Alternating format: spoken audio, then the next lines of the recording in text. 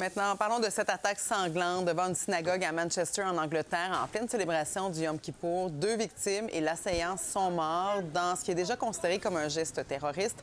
Sabrina, un homme a attaqué plusieurs personnes avec son véhicule et avec un couteau. Oui, effectivement. Donc, c'est survenu ce matin vers 8h30 et tu comprendras que la communauté juive de Manchester et un peu partout dans le monde est bien sûr ébranlée.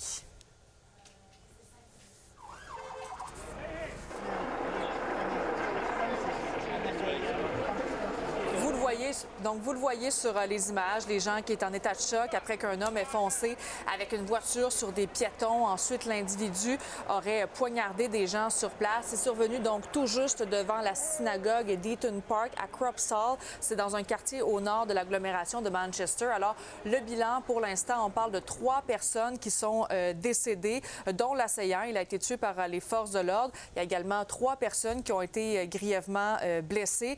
La police confirme qu'il y a eu d'autres arrestations dans ce dossier. Oui. Donc, la police a confirmé qu'il y a eu 2 autres arrestations à la suite de cet événement-là.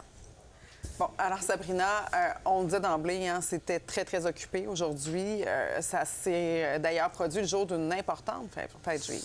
Oui, non, effectivement, le Yom Kippour, hein, c'est la journée la plus sainte, en fait, pour la communauté juive. D'ailleurs, il y a eu plusieurs réactions, notamment le roi Charles, qui a dit que cette attaque-là était épouvantable.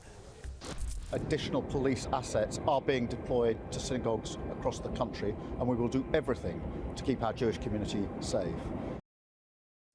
Donc, bien sûr, les réactions continuent de fuser de toutes parts. On aura droit à un reportage complet, bien sûr, Marie-Claude, ce soir. Merci, Sabrina.